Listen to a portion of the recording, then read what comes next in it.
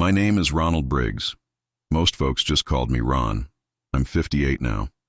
I live in Grand Junction, Colorado, in a small house that creaks when the wind pushes down from the mesas. These days I balance books for a couple of small businesses, part-time, mostly from my kitchen table. It's quiet work. Numbers don't argue. Numbers don't bleed. They add up, or they don't. And if they don't, you find where you slipped and you fix it. I always liked that kind of order. Back in 1997, my life didn't feel ordered. I was 30 years old, still trying to prove I was useful. During the week, I worked as a junior accountant. On weekends, holidays, nights when the phone rang, I pulled on a pack and went up into the hills with a small volunteer search and rescue team. We weren't heroes. We were stubborn. Stubborn enough to leave warm beds and hike into weather that didn't want us there. I told myself I did it because I knew those trails, and someone had to go. The truth was simpler. I needed to feel something that spreadsheets couldn't give me. I needed to feel like I mattered to someone I hadn't even met yet. I grew up in Colorado. Mountains were the backdrop to every memory. Birthday parties in picnic areas, first dates on trails, family fights with a ridgeline out the window like a judge. The Maroon bells were different, though. Even people who never hiked knew their picture. The two peaks, the lake like a mirror in front of them. Pretty as a postcard. But among rescuers, we had another name. We called them the Killer Mountains, not for drama, for numbers. Slips, falls, storms that came out of nowhere. Altitude that played tricks on people who came in from sea level with brand new boots and big plans. Those peaks didn't care if you were strong. They didn't care if you had a good reason to be there. They didn't care about anything at all. By 97, I had answered enough calls to know the sound of a bad one. It was never the shouting. It was the silence in between. The dispatcher's voice trying to stay level. The way the details were thin, like the wind had already started stripping them away. Male, mid-60s, overdue. Last seen 3 days ago. Weather moving in. That kind of call made your stomach drop before your boots touched dirt. I hadn't talked about this particular one in 28 years. Not to my wife at the time. She's my ex now. Not to the guys I used to climb with. Not to the younger volunteers who'd ask for stories over beer, hoping for something gritty or funny or clear. This one wasn't clear. It sat in me like a rock you can't cough out. I didn't know Tom Whitaker when I first heard his name.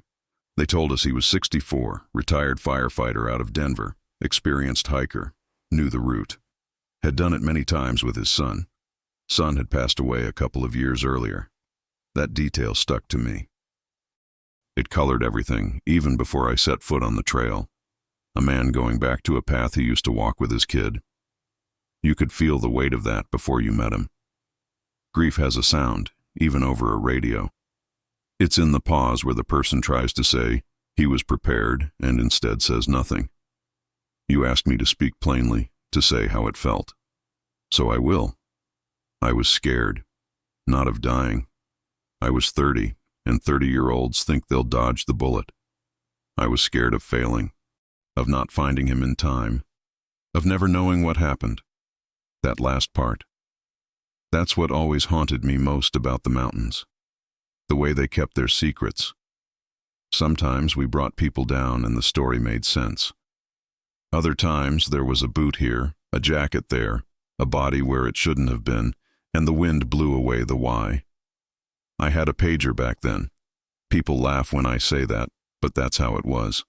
Little gray box on my belt that buzzed at 2 a.m.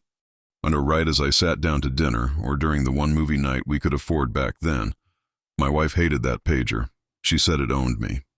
Maybe it did. I answered it anyway, every time. It buzzed that morning, and I remember looking out the window and seeing clouds already stacking up over the La Salles. The kind that meant whiteout conditions if you went high enough. I remember thinking, he's up there in that. And I remember feeling this cold line of duty run down my back. Like someone drew a straight mark with a pen. You go, you pack, you meet the team, you go. I wasn't the leader, I wasn't the strongest, I was just dependable. I showed up, I kept pace, I didn't panic, and I listened to the old hands who'd been doing this long before me. That's what I brought to the table. That, and maybe a little extra stubbornness. In mountain rescue, pride can kill you. Stubbornness can save you. It keeps your feet moving when you want to sit. It makes you count steps instead of miles. It tells you 10 more minutes until you hit 10, and then it tells you 10 more. I was good at that game. You should also know this. The line between my two worlds, desk and ridge, was thin, and sometimes it tore. I'd be in the office over a ledger, staring at columns, and a smell would hit me. Wet wool, diesel, old ice. Or I'd hear a siren miles away on I-70 and I'd be back on a slope, yelling a name into wind that stole it right out of my mouth. I didn't call it trauma. None of us did. We just called it the job. We swallowed hard and kept going.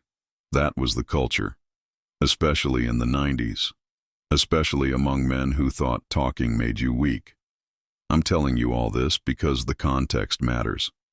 Who I was then explains why I saw what I saw, and why I doubted it, and why I still doubt it, even though the image is clear as day in my head. It explains why I kept this to myself. An accountant who spends weekends hauling strangers off icy ledges doesn't want to be the guy who says, "I saw someone who wasn't there." You'd lose credibility fast, so I didn't say it. I let the years stack up, 28 of them. Grand Junction isn't a big place. You run into the same faces at the hardware store, at church, on the trailheads at dawn. After that rescue, people clapped me on the back. "Heard you brought down an old firefighter in a real mess," they'd say.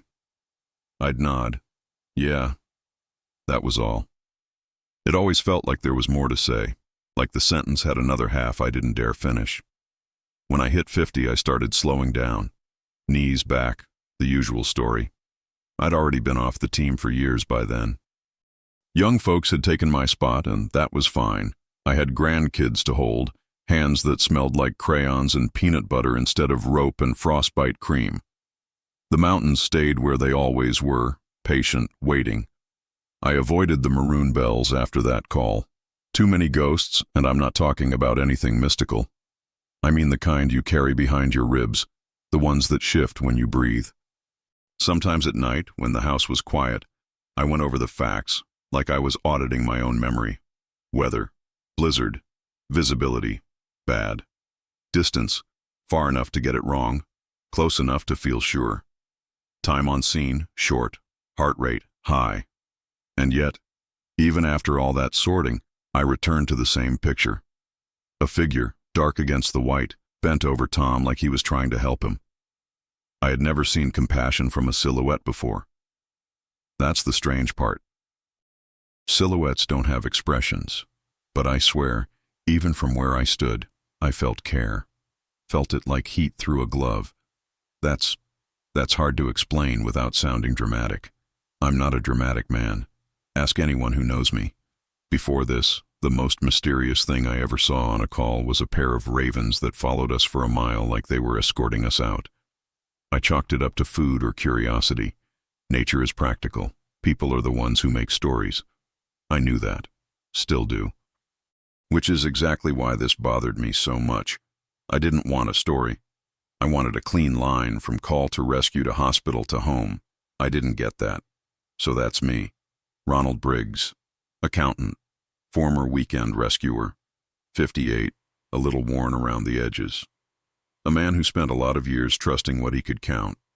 And one long day in 1997 staring at something he couldn't add up. If you stick with me, I'll tell you about that day. I'll tell you about the call, the hike, the moment the snow opened up just long enough to show me something I still don't understand, and the look in Tom Whitaker's eyes later, when I asked him if he'd been alone. But first, you needed to know who was talking to you, where I came from, what the mountains mean to people like me, and why a simple solid man would keep a single strange image locked away for almost 3 decades. I'm not here to make it bigger than it was. I'm here to say it straight, the way I remember it, the way it still sits in me. All right, that's the groundwork. If you're ready, I'll walk you into how life looked in 1997 for me. The rhythms, the calls, the way those peaks ruled our weekends. Then we'll get to the day itself. Back in 97, life had a rhythm. Not a smooth one, not like a song, more like a steady knock on wood. You wake up, Make coffee, check the weather, work 9 to 5.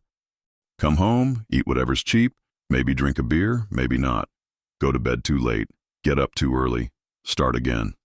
I was working for a small accounting firm in town. Nothing fancy, just handling the books for local shops, a couple of ranchers, a gas station. It paid the bills. Gave me enough to keep the truck running, pay rent, take my wife out every once in a while when we weren't fighting. We were already growing apart by then, but I didn't know what to call it. We were just quieter around each other, tired all the time. She wanted more stability. I wanted something else. I didn't even know what.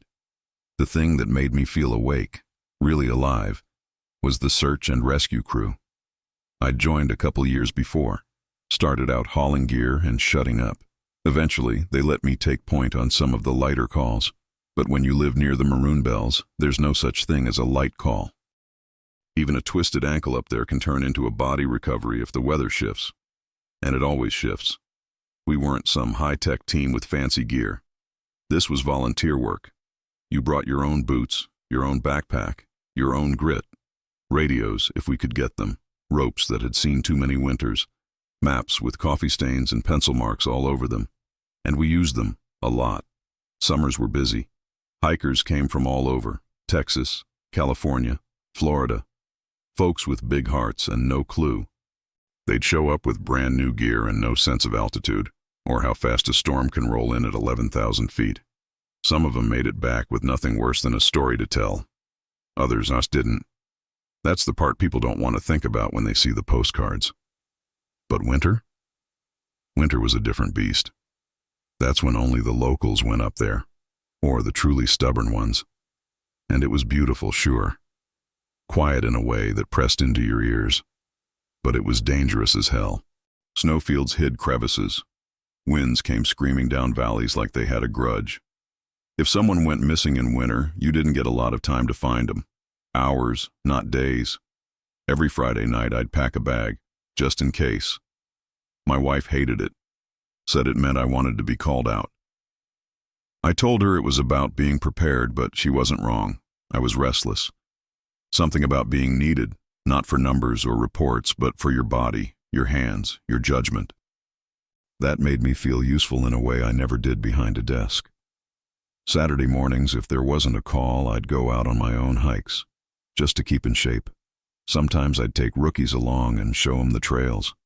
Teach them how to read terrain, how to listen for snow shifts, how to smell the air for change. That's a real thing. You can smell it, like metal or electricity. Means the weather's turning. The old guys on the team, most of them ex-military or old ranch hands, they didn't talk much. Just grunted and got to work. I learned a lot from them. Not just how to move through the wild, but how to stay calm when it gets real bad.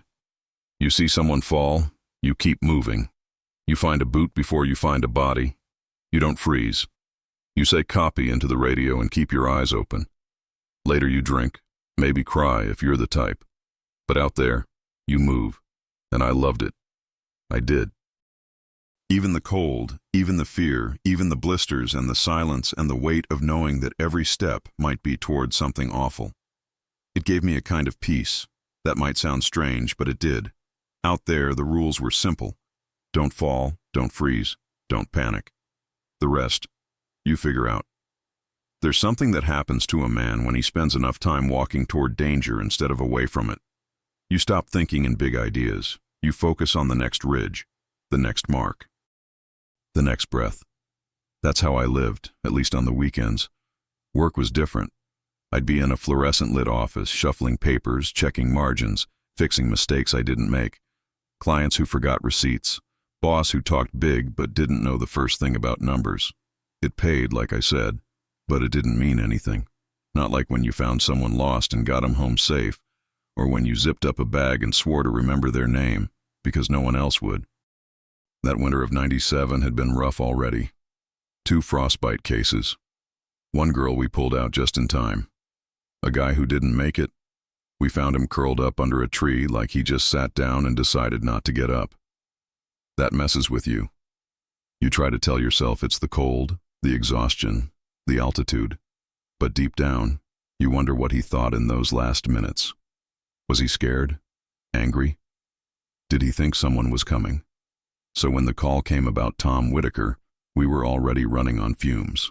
I didn't know his name then, just male, 64, overdue. That's how they say it. Overdue. Like a book. Not lost, not missing, just late, but you could feel it wasn't going to be simple. It had been 3 days. Weather had turned fast. The man was in his 60s, and even if he was tough, and firefighters usually are, time was not on his side. We didn't talk about that out loud. You don't jinx it. You just pack what you need and you go. The night before, I remember staring at the map. Tracing the route I figured he'd taken. It was one I knew well. Scenic, sure, but unforgiving. Lots of narrow spots, icy sections that looked dry until your foot hit them. Places where one wrong step meant a tumble you wouldn't walk away from. I packed extra that night. More gauze, more heat packs, extra food. I don't know why. Just had a feeling. I didn't know his story yet. Not about his son or how he did that hike every year like a ritual. I didn't know he was XFD. Didn't know how much he'd already lost. But I knew we were going to be too late, or just barely in time. And I was right, but not in the way I thought. That's the thing about search and rescue. You go out looking for a person, and sometimes you come back with more than that. Sometimes you come back with a question, something that sticks. And that weekend, I came back with a question I still don't have an answer to. If you're still with me, I'll take you to that day now. The morning we started the climb, the first time I saw the shape on the snow, it was early March. I remember that because we'd just gotten through one of those dry spells where the air feels brittle and you start thinking winter might ease up early. But up there in the bells, that kind of thinking will get you killed. Winter doesn't end until it damn well pleases. And that year, it had one more storm in it. I was at home that morning, Saturday. My boots were by the door, already packed from the night before, just in case. That's how I always did it. Routine, like muscle memory. Fuel tabs, extra socks, space blanket, fire starter, water, gauze, knife. You didn't want to be the guy holding everyone up because you forgot something. I was pouring coffee when the pager buzzed. Just a little buzz, but it felt like thunder in my chest. I didn't even read it right away. I just knew. I set the cup down, grabbed the pager off the counter, and hit the button. SAR activation, missing hiker, male, 64, Maroon bells, last seen 3 days ago. No name yet. Just the facts. That's how it always started. Short, dry. And then came the part that always meant trouble. Weather worsening, visibility low. I called dispatch for the details. They told me he'd signed in at the trailhead. Solo hiker, no return. His name was Thomas Whitaker, ex-firefighter, regular to the area. Car still parked. Hadn't checked out. Family hadn't heard from him in days. I stood there, holding the phone, staring out the window at the clouds crawling over the Book Cliffs. Dark, heavy. My stomach dropped. We were already late. I called the rest of the team. We met at the station 30 minutes later, cold wind biting at the back of my neck the second I stepped outside. It had that sharp edge, like teeth. You don't forget that kind of wind. It means snow's coming sideways. By the time we were loaded up and headed toward the trailhead, the road was starting to glaze. You could feel the truck tires slipping, even in four-wheel. It was me, Jake, and Morgan that day. Morgan was new, maybe 22, fresh out of college, thought it was all an adventure. He'd learn. Jake was older, late 40s, quiet. The kind of guy who'd been through enough to know when to keep his mouth shut. No one talked much on the drive. The trailhead was ghost quiet when we pulled up. Tom's car was there, frosted over. A layer of snow on the hood told us no one had moved it in days. There's a kind of stillness you feel in places like that. Like the trees know something you don't. You hear the crunch of your own boots and nothing else. No birds, no wind. Just waiting. We signed into the trail register, same as he did. Same pen, maybe. We checked his entry. Just one word next to the date. Annual. Jake looked at me and raised his eyebrows. Must have been a tradition, he said. Wonder what changed. I didn't answer. I was already scanning the tree line, looking for something, anything. But all we had was snow. We moved fast, followed the main route toward Crater Lake. That's the standard way up, but visibility was crap. Fog rolled in like smoke, thick and wet, wrapping around the trees and cutting off every reference point. Compass work only. No GPS back then, not for us anyway. You trusted your gut and your partner's steps. About a mile in, we started seeing signs. A broken branch, something pressed into the snow, maybe a knee, maybe nothing. We spread out, maybe 10 yards apart, sweeping slow. And then Morgan spotted it, half-buried gear off the side of the trail, not scattered, placed, neatly, a canteen, a torn glove, a bit of plastic ground sheet peeking through the snow. Someone had been trying to hole up. That's when the wind picked up. Hard. I mean hard. Like shouting to hear each other hard, blowing sharp little flakes sideways into your neck. No way a helicopter could fly in that. We were on our own. We pushed forward, deeper into the timber line where the trees thin out and the wind really rips. And then I saw it. Just ahead, maybe 30 yards up the ridge. A dark shape. Two shapes, actually. One lying down, one kneeling. I stopped, blinked, shielded my eyes. The one standing or kneeling was just there, solid, dark against the white. Looked like he had one hand on the other guy's shoulder. I yelled, "Hello, hey!" Nothing. I waved, started moving faster, slipping a little on the slope. I turned to shout back to Jake, "I see him. We got him." When I looked back, the second figure was gone. Just gone. I stopped cold. My breath caught in my throat. I scanned the ridge, the tree line, everywhere. Nothing, not even footprints, just the guy on the ground. Tom. He was half buried, curled on his side under a low overhang, covered in leaves, brush, snow packed around his legs. His face was pale, lips cracked, eyelids fluttering. I dropped to my knees and felt for a pulse. Weak. But there. Jake and Morgan came up right after. I didn't say a word about what I saw. Not then. We had work to do. We wrapped him in thermal blankets, slipped a makeshift splint on his leg, clearly broken, and radioed for evac, even though we already knew no bird was coming until the weather cleared. So we sledged him out. 5 hours, brutal terrain, half carry, half drag. And Tom didn't say a word the whole time, just moaned a little, drifted in and out. Once we got him to base, medics took over. They said he was lucky. 3 days out there in that cold with that kind of injury. Most folks wouldn't have made it. They said the shelter he built helped. The brush, the way he insulated himself. It kept just enough warmth in. I nodded, but inside, I kept circling back, to that moment, that shape, that figure, kneeling beside him. I didn't imagine that. I know what cold does to your mind. I've seen it. Hallucinations, confusion, all that. But this wasn't some blur in a snowfield. I saw someone. They weren't just standing there like a shadow. They were bent over him. Like they were checking on him, helping him.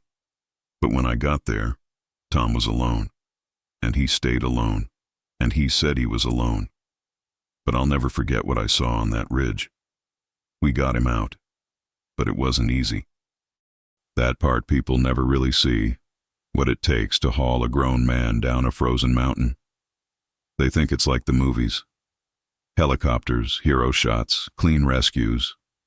But that day, it was 5 hours of dragging, slipping, bracing, and trying not to lose him along the way. Tom was half conscious, maybe less. He'd drift in and out, mumbling things we couldn't make out, mostly groans, sometimes a word or two. One time he said a name. I think it was Danny or David, something like that. But I didn't ask. It felt private, like reaching into someone's dream. The snow came hard.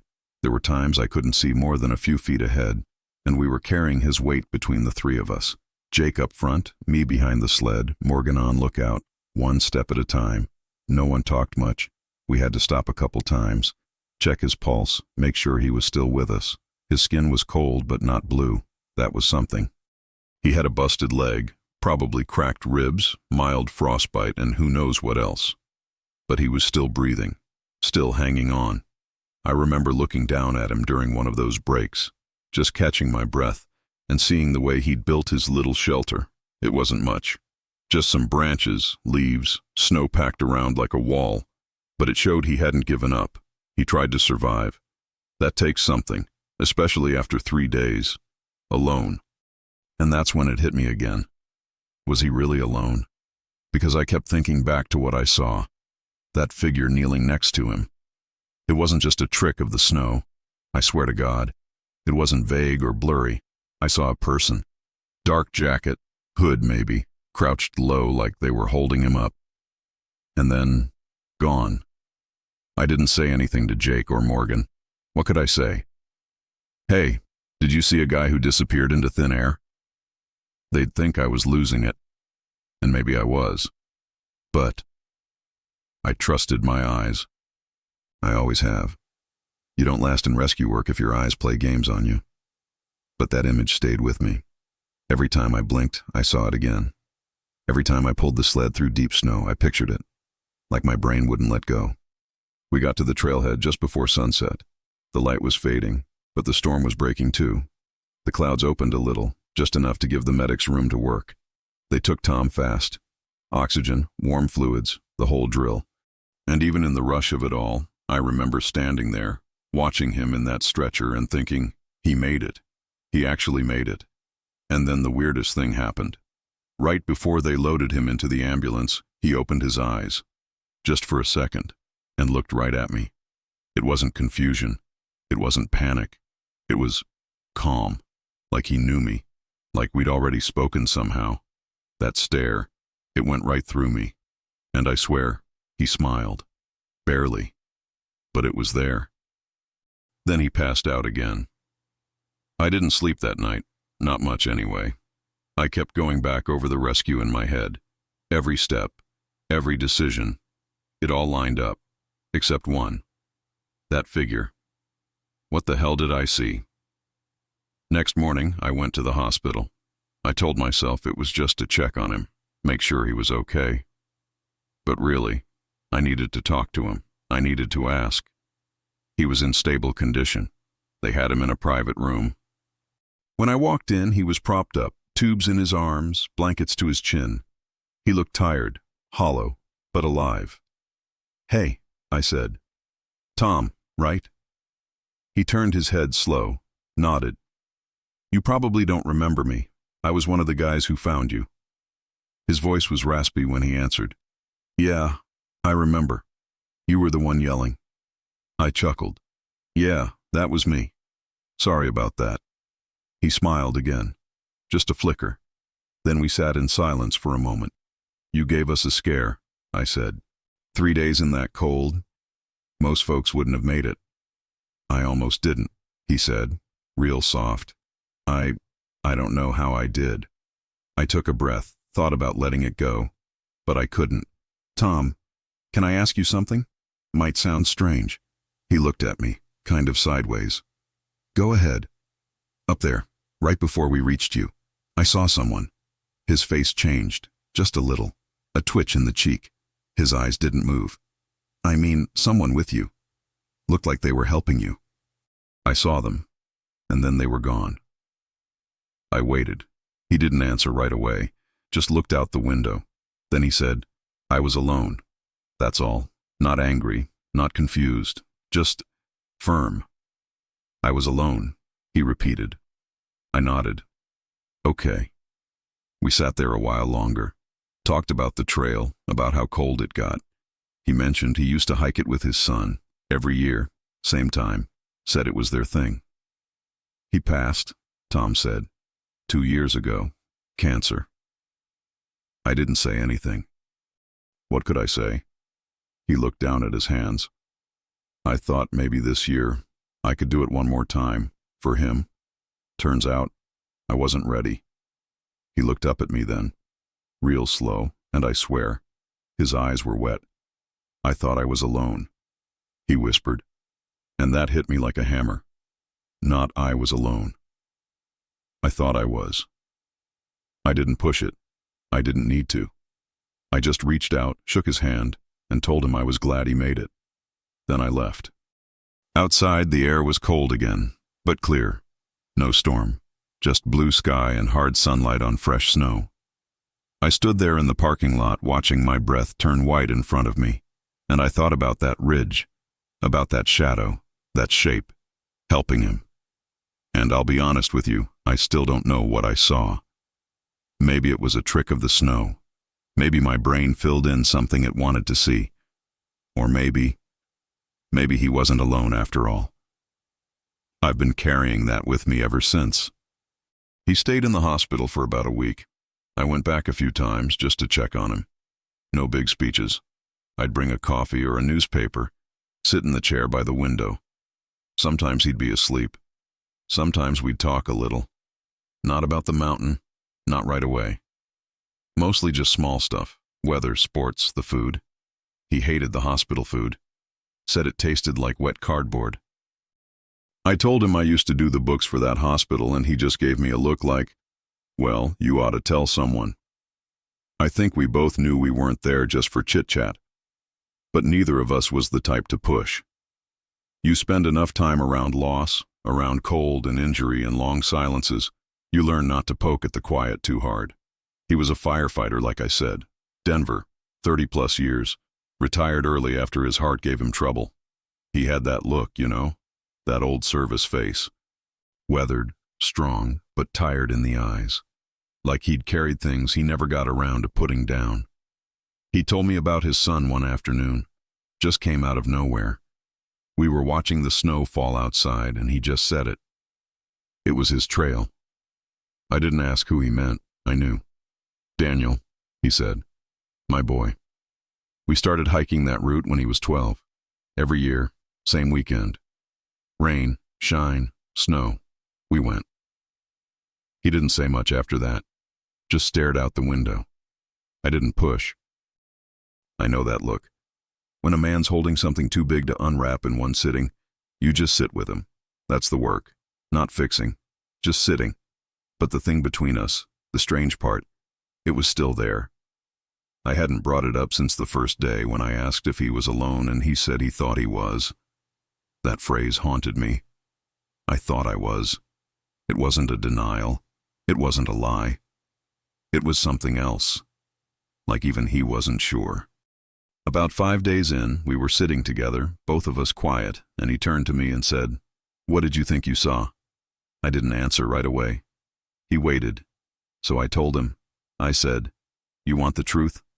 I saw someone with you, right before I got there, not just standing there, kneeling, like he was helping you." Tom didn't flinch. He didn't smile or scoff. Just kept looking at me, steady. "Describe him," he said. I tried. Dark jacket, hood, I think. Could have been black or dark blue. Looked like a man. I didn't see a face, just the shape. It was solid, real, not like a shadow or a snowdrift. It looked real. He nodded once, slow, then looked down at his hands. "What would you say," he asked, "if I told you I felt someone with me?" I didn't move. He kept talking, real soft. After I fell, I don't know how long I was out. Could have been hours, could have been a day. But I remember waking up in that little pocket of brush I'd crawled into. My leg was killing me. I couldn't move much. Cold was in my bones. Couldn't feel my fingers. I tried yelling at first, but it just made my throat hurt. He paused. I thought, this is it. This is how it ends. He looked at me then. His eyes were wet. But then, I felt a hand on my shoulder, real gentle. I said nothing, just listened. I thought I was dreaming, but it felt warm, not hot, not like fire or anything, just not cold. And I remember thinking, am I dead? He chuckled a little. Bitter, not funny. But I wasn't. I was still there, hurting, breathing, freezing.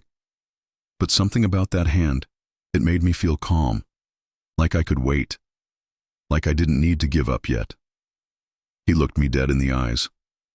And I swear to you, Ron, I wasn't afraid anymore. We sat in silence for a long time after that. He didn't call it a ghost. Didn't say it was his son. Didn't say anything like that. But he didn't need to. We both knew what wasn't being said. Sometimes a man doesn't have to name a thing to know it's real. After a while, he said, "Maybe it was the cold. Maybe it was my mind cracking open." I nodded. "Could be." He shrugged. "But it felt real." I said, "It looked real." He smiled again, just barely, and that was it. We never talked about it again. The day he got discharged, I came by to see him off. He was dressed, holding onto a cane someone from physical therapy gave him. Looked stronger, but older too. Like those days on the mountain had taken a few years with them. We shook hands, no big goodbyes, just a quiet understanding. As he turned to leave, he stopped at the door, looked back at me, and said, "You saw what you saw, so did I." And then he walked out. That stuck with me. Not because it explained anything, but because it didn't have to.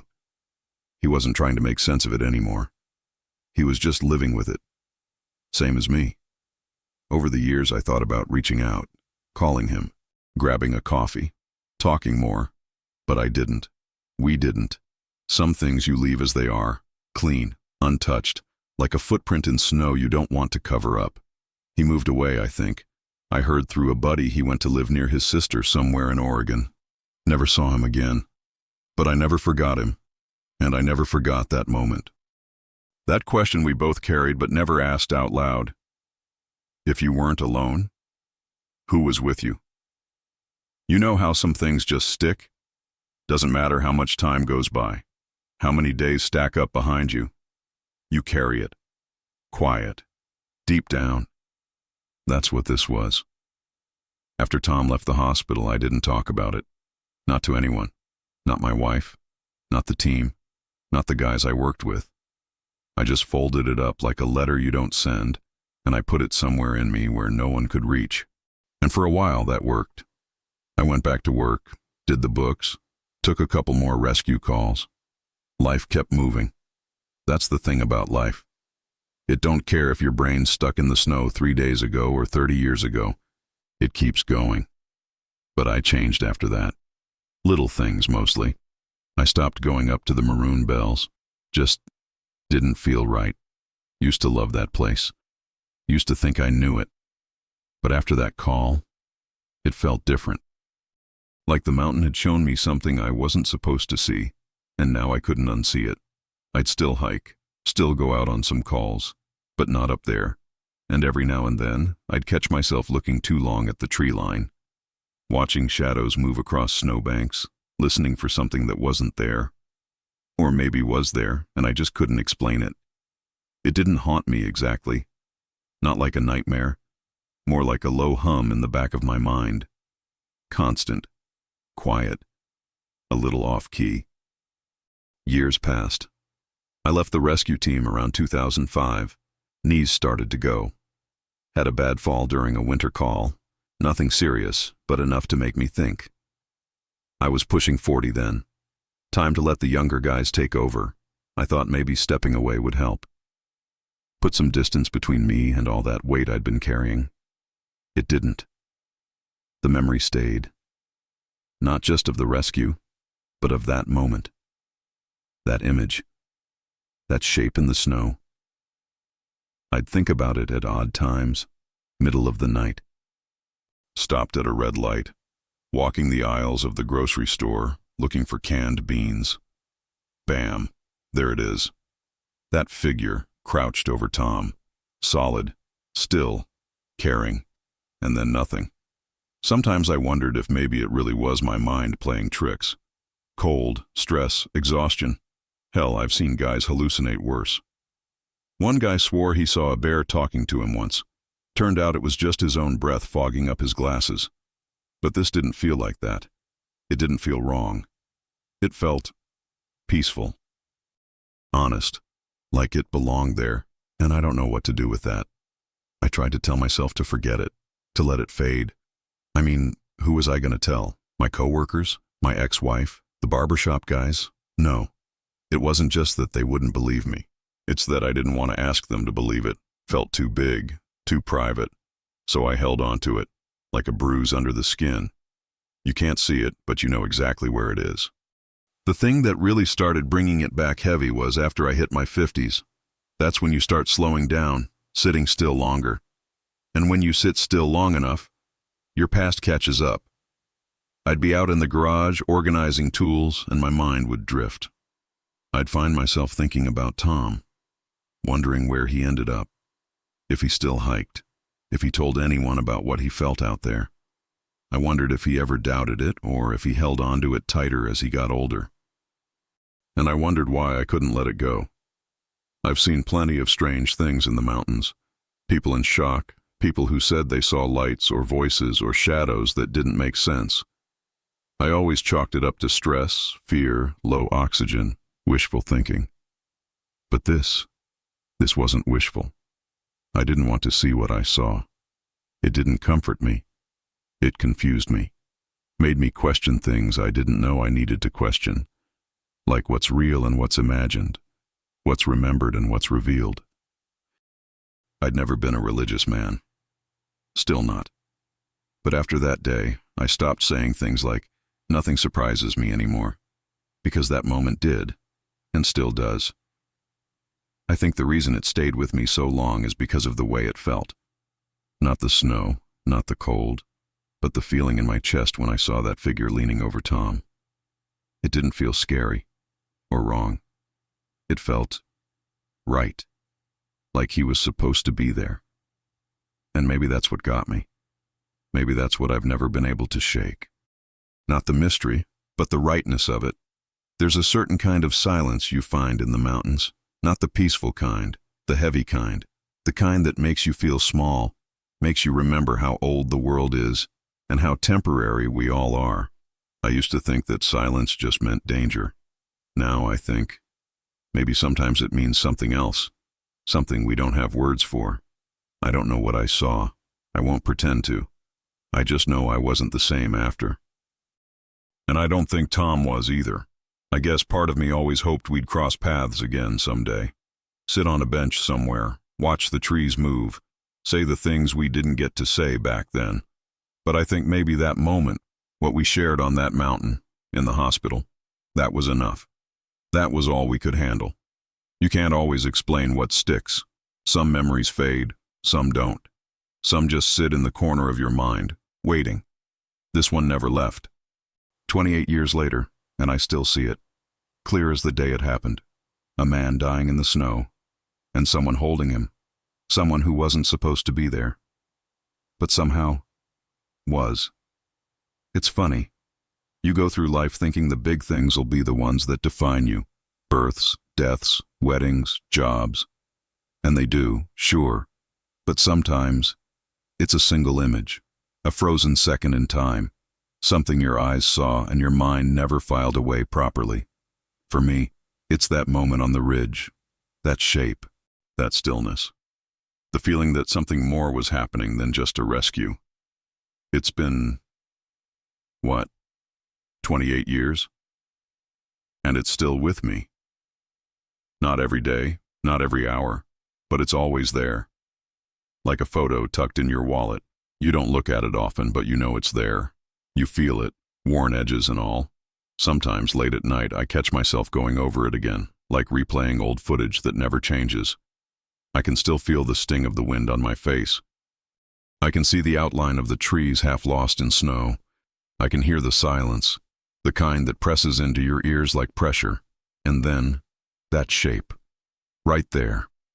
I've told myself every version of it, that it was a trick of the light, that it was movement in the snow, or maybe I saw my own shadow. That I wanted to believe someone was with Tom so bad, I invented it. But none of that rings true. Because I didn't want to see that. I wasn't hoping for some miracle or mystery. I was just trying to do my job. Find the guy, get him home, that's it. But I saw what I saw. And you know the part that really stuck with me? It wasn't just the shape. It was what it was doing. The way it leaned toward him. Not rushed, not frantic. Gentle. Like it was watching over him. Like it cared. That's the part that messes with me. I've been in a lot of situations where people were alone, dying, hurting, panicking, and this was different. Tom should have died out there. By all accounts, he shouldn't have lasted 3 days in that cold with a busted leg. But he did. And he said he felt a hand on him. Said he wasn't afraid anymore. That sticks. I've spent most of my life believing in what I can measure. Numbers, plans, facts. That's what drew me to accounting in the first place. 1 + 1 = 2. It either balances or it doesn't. If you can't explain it, you keep digging until you can. But there's no ledger for this. No answer. And that's been the hardest part. Living with the not knowing. You learn, over time, that people want closure.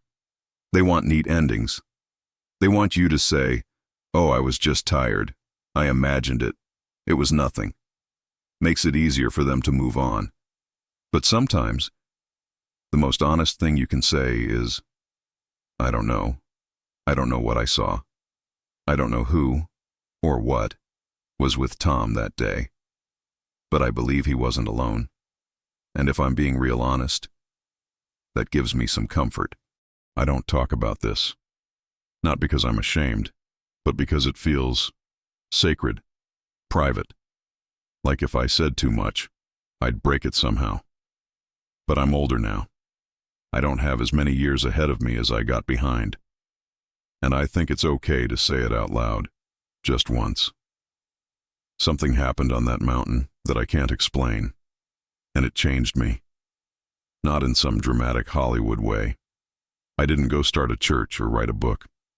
I just softened, quieted down a little, started listening more, especially to people who talk about things they don't understand. Used to be I'd write 'em off. Oh, he's just tired, grieving, losing it. Now, I listen. Because I've been there. I've seen something that didn't fit inside the box I built for the world. And it made me rebuild the box a little wider. Not too wide. I'm still me, still practical, still the guy who double-checks the receipts, but I've learned that not everything needs to add up. Some things, they just are. I think about Tom sometimes. Wonder where he ended up. If he ever told anyone else about what he felt out there. Or if, like me, he just kept it inside. Maybe he thought no one would understand. Maybe he was right. But if he's still out there, still walking trails or sitting on porches, I hope he knows that I believed him, that I still do, and I hope he found peace with whatever that was. As for me, I've lived a good life, made mistakes, yeah, lost people, worked hard, raised kids, learned a few things the slow, painful way, but through it all, I've carried that one image, that one moment, as clear as anything else, and I think maybe that's what life is. Not answers, not clean endings, but moments. Some you understand, some you don't, and some you just carry, like a quiet truth, tucked deep in your chest, not to explain, just to honor. If you've stayed with me this far, thank you. I know this wasn't easy listening, wasn't easy telling either. I've kept this story to myself for almost 3 decades. Not because I was afraid of what people would think, but because I didn't know how to talk about it without cheapening it somehow. There's something sacred about certain memories. You guard them. You protect them from too many eyes, too many opinions. You don't want them picked apart, turned into theories or explanations. You just carry them, quietly. But I'm getting older now, and I guess I've started to realize that some things need to be spoken. Even just once. Not for answers. Not for attention. Just to say, this happened. And it meant something. That day on the mountain, it wasn't just a rescue. I've done dozens of those. Pulled folks off cliffs, dug out hikers half buried in snow, carried people down trails they never should have gone up. I've seen the fear in their eyes, the relief, the gratitude, the grief. But nothing ever stuck with me like this one. Not because it was the hardest, but because of what I saw, or what I think I saw. To this day, I still don't know what to call it. A presence, a shadow, An illusion? An act of grace? I don't know. And maybe that's okay. Maybe some things aren't meant to be explained. I've spent my whole life trying to be useful, whether it was crunching numbers, raising my kids, or walking into the cold to help someone I'd never met. I just wanted to be there for people. That's it. That's all most of us really want, isn't it? To be there. To not be alone when it matters. And I think that's what this whole thing comes down to. Tom Whitaker wasn't alone on that mountain. I know what I saw, and I know what he felt. He was a tough guy. Didn't say much. But in that hospital room, in those quiet moments, I saw something in his eyes I'll never forget. Recognition. Not of me, of something bigger, something deeper. We both knew it. Neither of us had the words for it. And honestly, I still don't. But I've come to believe that maybe the words aren't what matter most. Maybe what matters is just being honest about the fact that it happened. That there are moments in life, rare, quiet, strange moments, when something breaks through the noise and reminds you that we don't know everything. That there's more to this world than what we can explain. I've talked to enough folks over the years, firefighters, medics, soldiers, cops, to know I'm not the only one carrying something like this. A moment that doesn't fit. A silence that meant more than any word. We don't always talk about it, but it's there. You might be carrying something too. Maybe not a rescue story.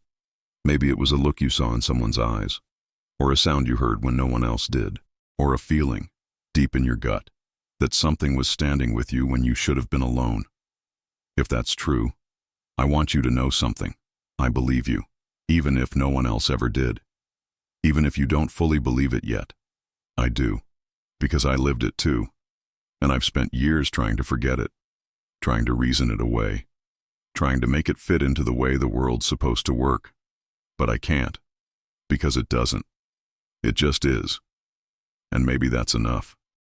Maybe we don't need to name it or explain it.